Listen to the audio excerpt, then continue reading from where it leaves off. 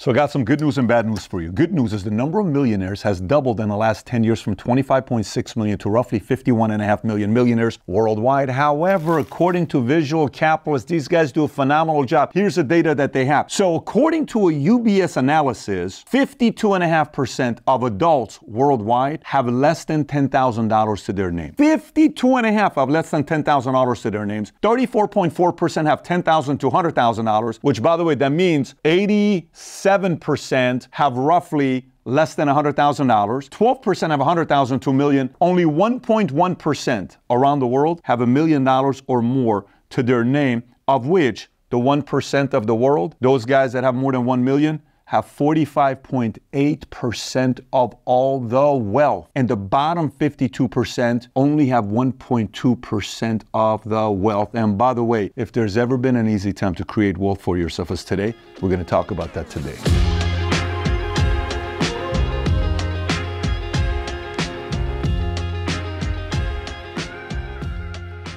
Okay, so if you get value out of this video, give it a thumbs up and subscribe to the channel. So keep in mind, the worldwide, 1.1% have $1 million or more, but that doesn't mean that's the case in America, because in America, that 1.1% is 6.6%. So 6.6% of Americans have $1 million or more, according to Statista. In China, that number is 0.4%, in France is 4.2%, Japan is 2.3%, Germany is 3.3%, UK is 4.5%, Canada is 5%, and somehow Australia is at 7.3%. I don't know how, but apparently Australia, according to this report, 7.3% of their population has $1 million or more. And there's an interesting study here with these guys, Brian Preston and Bo Hansen. These are financial planners. They said it takes approximately 27 years for a person to accumulate their first million, which is 5.3 million Americans. And it takes approximately an additional 14 more years for these same people to hit $1 billion, which is 700 Americans. I'm assuming they take it from 18 years old, let's just say 22 years old, you go into the workforce. 27 years later, 49 years old, you make your first million. And the average billionaire, 700 of them in America, add another 14 years to that. So 63 years old is when the average billionaire becomes a billionaire. That doesn't mean Zuck, that doesn't mean Musk, that doesn't mean Gates.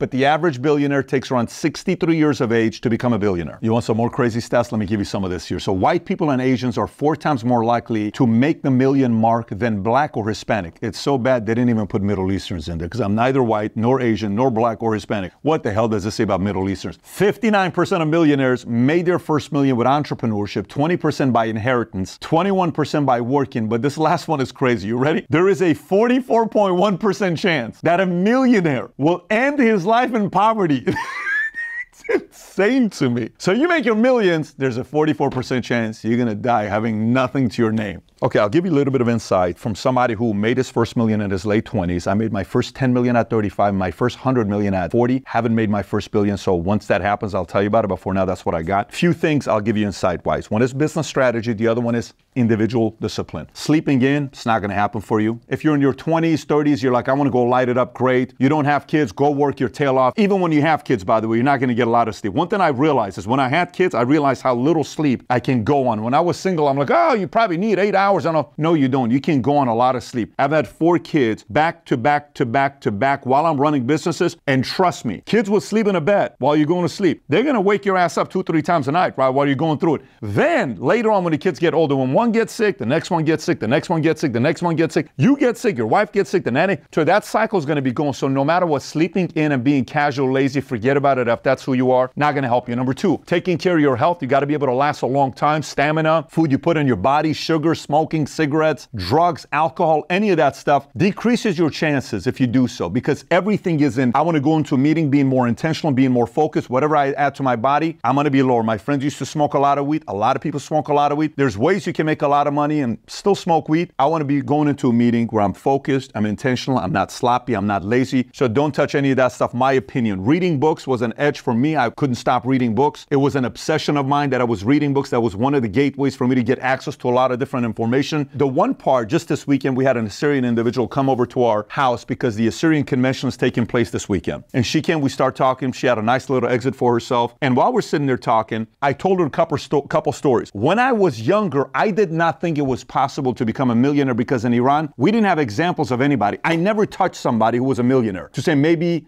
It's possible. In Germany, never met anybody who was a millionaire. But in US, 2 people. One name was Luther Al-Khassei. The other name was Fred Murad. I'll tell you about the David. You've heard me tell the stories about the Jewish dealership guy, but these 2 I met in my teens. Fred Murad was an Assyrian businessman, one of my dad's best friends since they were kids in Iran, neighbors. There's a whole different story there. But Fred he bought Marilyn Monroe's last house, drove a Ferrari, had business from here in China. Whenever I would see him, he had a swagger about himself. He had a little bit of an attitude, and it was charming, charismatic. Women liked him. It was interesting. And I liked him. I'm like, this guy made a lot of money. He did what he called the mopping thing that you turn like this. He had the patent for that. The other one that I had was a man named Luther Al-Khassei. Family, kids. His son was my coach for basketball. Vladimir became a pastor. Troubled teenagers, gangsters. We were all part of this league in Echo Park, California. And I would go to their house and I would see what the house was like. You need an example of somebody you can touch and know to say, I can do this. Then you see the way they did it, right? If you don't have it, you're not going to see it. So I go to the Army. I come out. I meet another man named David, a Jewish man who owned dealerships. And I said, how'd you make your money? He says, one thing I've learned about our community Jews, he's saying this to me. He said, when one Jew makes money, 5 Jews make money. Do business with a group of people and make money so everybody keeps wanting to do business together for long term to come. I said, that's great. So you need an example to look at. Then if you want to make your million, it's positioning. Let me explain positioning. Think about the positioning with pressure. How much pressure do you want to be on you?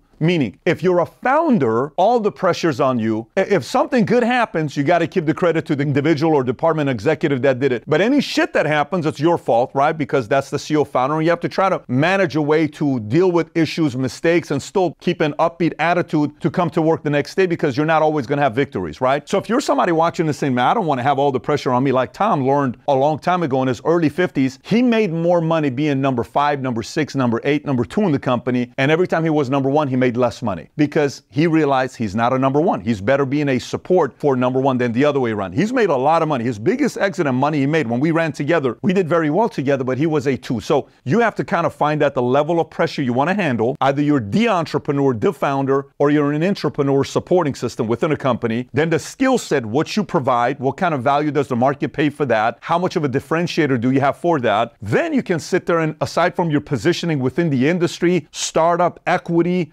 long-term, that kind of, hey, I'm going to follow a founder and keep doing business with them. Like, think about how many people kept following Musk to the next company and the next company. They just know this guy's not going to stop. So guess whatever Musk is doing next, I'm a part of it, right? Whatever this guy's doing next, I'm going to be a part of it because you just know this is not somebody that's going to slow down. He's going to keep driving, right? So that's that dynamic of the wealth creation there. And then I'm going to give you the basic part where somebody watches and says, Pat, I'm not going to be a 1 or a 2 or an 8. I still want to find a way to make money long-term. Is there any other way of doing it? Yes. You got short-term, mid-term, long-term. Positioning wise. Short term say it's 0 to 12 months. Mid term says 1 to 10 years. Long term 10 plus, right? You may get good at investments and you have the discipline to go long term with certain investments. Could be stocks, could be real estate, could be 401ks. A lot of people make their money also with 401ks. I know there's a lot of trashing of 401ks, but that's one way of doing it. But that's the buy and hold, long term discipline, frugal. You're not spending money on dumb things. If somebody is buying brand new cars every 3 years, you're buying the latest body, oldest year. Latest body, oldest year, and you're buying it, and then boom. So when the car loses 30%, you didn't lose a 30%, the seller lost 30%. You keep that car and you drive it for 3 years and you only lose 15%. These are some of the mindsets with money you have to go through. You don't always need to have the latest iPhone, the latest iPad, the latest anything. You don't need it if you're trying to create wealth long term. This next couple things are basic stuff. If you have anybody that's negative and they use words, I don't like words like loser, burned out, tired. I don't even like lightweight jokes, like you're just joking about it. I don't like it. I don't like it when I have dreams and I'm casting on what I want to do. Someone around my circle, friends and family laughs or mocks me. You are out. When I tell you you're out, by the way, I can tell you visually, I'm in rooms, friends mocked my dreams and goals. That's the last time they had lunch with me. I'm telling you right now. And I would tell them, listen, bro, I love you. We have a relationship together for 8 years. You mock my dreams because I will never mock your dreams. Whatever your dreams are, I'm not going to mock them. You mock my dream one more time, you're not going to see me ever again. Do it again, I'm out. I don't need that in my life. I got dreams. I want to do something big. Why am I going to let you keep mocking? And the more you're sitting around it, allowing other people to mock you, what you're telling them is that you agree with them. I don't agree with you. I got big plans. I'm not going to let you come here, confuse me, and gaslight your fears upon me. You keep that to yourself. You're not going to do that. You got to have that kind of a mindset. And I can tell you 20, 30, 40 stories like this. I don't have the time for it right now, but you have to defend your dreams and be around other people that think you're normal. So which means you have to be around other crazy people that also have have big dreams, for you to be normal. If you're around other people that thinking you're crazy because you got big dreams, you got to eliminate those relationships. Love on them, pray for them. I love you, but brother, I'm moving on. If you want to support, maybe later on, but for now, God bless you. We got to do our part. This next one's going to piss off a lot of people. Guys, in my entire life, ask me how many shows I've watched. Pat, have you ever watched Sopranos? You've interviewed all these mobsters. Have you ever seen, Yellowstone? Have you ever seen? The only thing I've ever watched is House of Cards, season 1, 12 episodes, Kevin Spacey. That's it. I've never watched anything else, okay? I don't have time for it. When people tell me I finished 12 seasons of 12 videos, I'm like, you watched a 144-hour movie? Bro, I can't do that. I'm glued to this book right now. And I rewrote this book hundreds of times, The Academy, right? And I'm reading the book that I wrote, The Academy. I'm rereading it. I'm the author. I'm rereading it, notes, rereading it. I'm obsessed with stuff that's going to get my, not telling you don't watch these shows for entertainment purposes. If you want to do it, I don't have time for that. I'm programming my brain to feed what I can to be sharper. I don't need to feed it all this entertainment. Some of you may watch shows, some of you may like sports. My entertainment is post-game interviews. My entertainment I get from a different place. I got 4 kids. I got certain things that I'm doing. I get entertainment from doing a podcast. Especially in your 20s, 30s, do not get caught up with all these shows finishing seasons after seasons after seasons. Pick up a book. Go read a book and see what it does for you with your mentality. I'm going to give you 3 more and then I'll wrap it up. By the way, a lot of people ask us, how the hell do you guys get all this content, research, AI for your PBD podcast? How do you guys pull all this information out? We worked the last 12 months and hired 15 machine learning guys and built a news aggregator site that we want as a customer. We decided to build that and release it to everybody. And if you've not seen it, it's called vtnews.ai. You can track timelines of stories. You can find out which stories are lopsided. You can find out any story, who's reporting it on the left and the right. And last but not least, it's the only news site today that you can go to the AI and ask questions specific to news, and it'll give you the answer back. Not just picking a few questions that may be the questions you're going to ask. Any question you want to ask, our AI will respond back to you. If you haven't gone to it yet, go to vtnews.ai or click on the QR code here to learn more, get registered so you can have access to the technology. Number 1, your relationship with risk. I'm playing Monopoly with my kids yesterday, okay? So it's my daughter, Senna, here, Dylan here, Tico here. My oldest son is here. And this guy wins a lot. By the way, this is the first time I've beaten these guys at Monopoly, okay? And I watch to see how they manage risk in the way that they do. My oldest son, I told him, I said, you're either going to be the richest man in the world or you're always going to be coming to me for money. Because the guy right off the bat wants to make deals. He doesn't even wait. Like, first person buys a property. Okay, I want to buy that property. You bought it for 180. I'll give you 320 right now for it. It's like, oh, okay, here you go. Hey, you just won that railroad. I'll give you 250 for it. You bought it for 200. Right off the bat, he's doing deals. He's not even waiting for turns to go. And then you kind of watch, wow, that guy flirts with risks and he's so comfortable with it. This one's a little bit more methodical.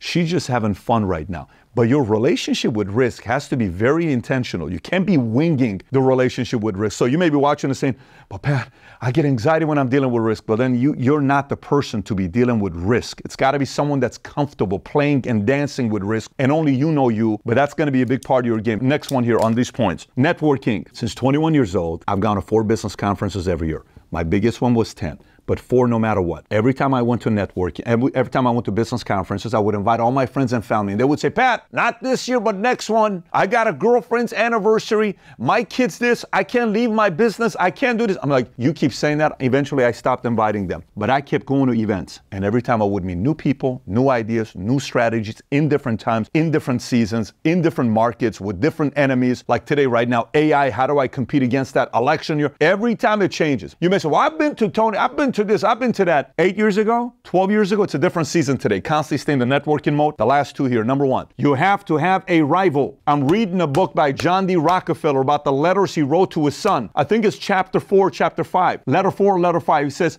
son, I have some bad news for you. Mr. Benson just died. Mr. Benson was my greatest rival. He once called me a predator. Although I did not like that he called me a predator, he did tell me one time, he says, John, I've lost to a lot of other people before, but the reason why I like competing against you is because you're an ethical guy. He says, today's a hard day for me because one of my favorite rivals died. Who's your rival? Who are you picking as your rival? You know how important it is to pick your right rival? I wrote a book titled Choose Your Enemies Wisely. You know why? That's a rival. Who is your rival? Who is your enemy? Do they get the best out of you? Or is it kind of like, well, I make more money than my cousin. Well, I make more money, or at least I'm doing better than my sister. At least I'm doing better than my brother. You're terrible at picking rivals. Or you say, no, that guy's my rival. You have the audacity to choose that person? Yes, you're crazy, but I like it. That's the game of choosing rivals. And you're willing to get up and compete because you got the right people. And last but not least, the mistake on creating wealth is you choose to please the wrong people in your life. You ain't gonna win. You choose to win the wrong people over, constantly in conformity. The mobs in every family friendships get you. You can't let them do that to you. For me, very simple. Number one, I want to win over the man upstairs. It's my number one priority. Number two, my blood who loves me and supports me. I want my blood. That's my kids. That's my father. That's the people who support the vision and back up what we want to do. I want to win these people over. They matter to me, okay? A lot. Of course, my wife is part of the family. Running mates, people who are fully committed, on the same page, big vision. They go at it like you. They're in it with you. They're not afraid of the work. They're not afraid of driving. They're not afraid of the enemies. They're not afraid of the rivals. They're in it with you. Those are your guys. And then obviously your pride, your heritage, your background, your country, those things. Everybody else, if you get into the business of trying to win over the mob and the people that are always bitching, complaining, and whining, if you try to win the wrong people over, you're going to be part of the statistics on the wrong side, not the right side, okay? The wrong side. Those are some of the things. Of course, there's a bunch of other things that others have said. These are some of the things I would share with you. If you got value out of this video, give it a thumbs up and subscribe to the channel. If you've never seen the video, 20 Rules of Money that I did, I don't know, 8, 9 years ago, maybe 7 years ago, click here to watch. Take care, everybody. Bye-bye, bye-bye.